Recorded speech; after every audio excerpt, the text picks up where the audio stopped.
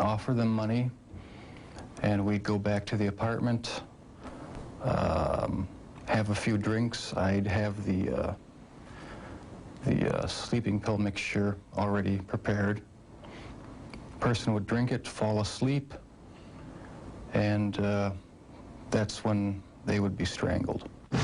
Watching the movie Exorcist 3 was also part of his ritual. It put him in the mood for murder.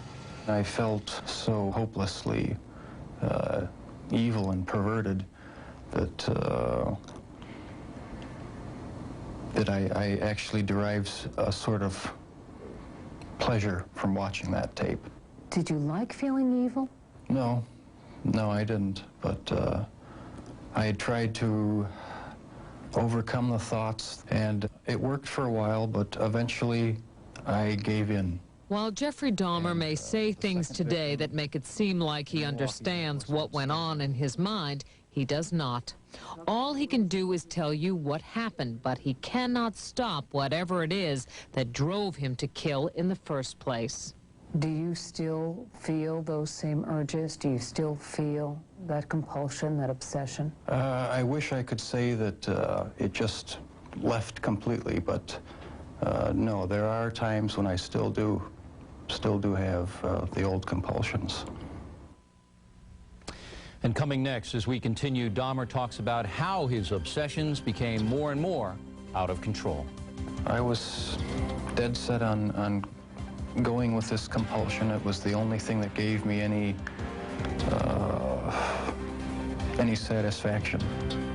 Against monsters like Jeffrey Dahmer, it is important to know how they think, how they operate.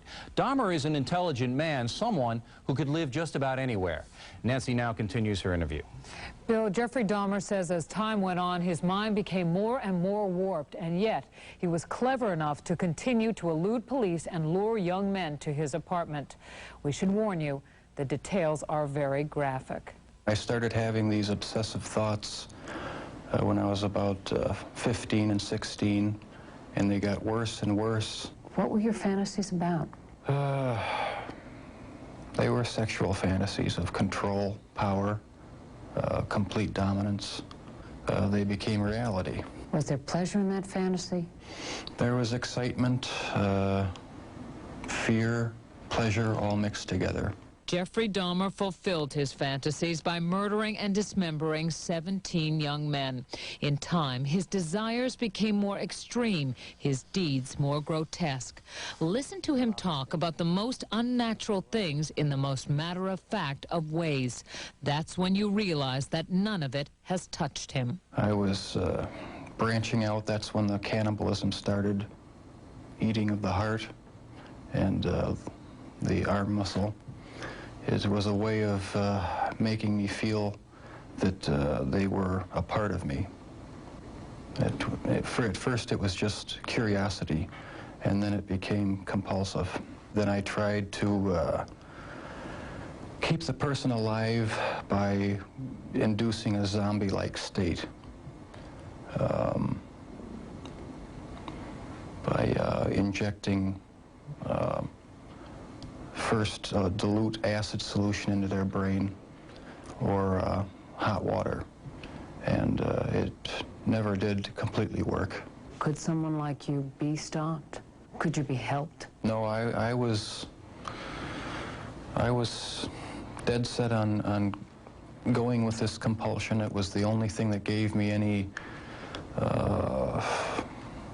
satisfaction. He became so warped by his evil impulses that he even took a victim's head with him to work at the Ambrosia chocolate factory. I kept the mummified head and skull of one of the victims in a carrying case in my locker at work. Were you almost flaunting it? Yes, but that's how strong the compulsion was. That's how bizarre the desire was. I wanted to keep something of the person with me. Jeffrey Dahmer exhibited some disturbing behavior early on. He began drinking heavily as a teenager, dropped out of college, was arrested for indecent exposure, disorderly conduct, and fondling a 13-year-old boy. Tragically, one of his murder victims would be that boy's brother. Do you know what started it? Was there any kind of incident that you can remember? To this day, I don't know what started it.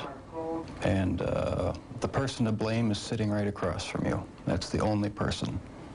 Not parents, not society, not pornography. I mean, those are just excuses. His macabre 13-year crime spree finally ended when this man, Tracy Edwards, brought the police to the infamous apartment. Like the others, he had gone there with the promise of money. He was listening to my heart, because at a point he told me he was going to eat my heart at that point. I hit him, and I ran. What was the turning point for you that made you suddenly realize that you had done something terribly wrong, something you should be sorry for? It was the night of the arrest. I have no memory of what happened during the 6 hours before the last victim ran out of the apartment. I heard a knock on the door, and the police were there with the last victim. They asked me where the key was to the handcuffs, and my mind was in a haze. I sort of pointed to the bedroom, and that's where they found the pictures. And they yelled, "Cuff him." And I was handcuffed, and it was just the realization that there was no point in trying to hide my actions anymore. The best route was to help the police identify all the victims and just make a complete confession. When it was revealed that most of the victims were black or homosexual, people in Milwaukee were incensed. Many felt that was why he went after them and why the police didn't seem to care when their families reported them missing.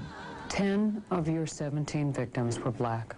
Were they racially motivated It was crimes? not racially motivated. It was not sexual preference. It was just to find an obsession with the best-looking young man I could find. While you just heard him say that his sexual preference had nothing to do with the killings, No. he has not come to terms with his homosexuality. Never understood it. There was no use trying to fight it because I couldn't rid myself of it. It was too powerful and persistent. Do you dislike it?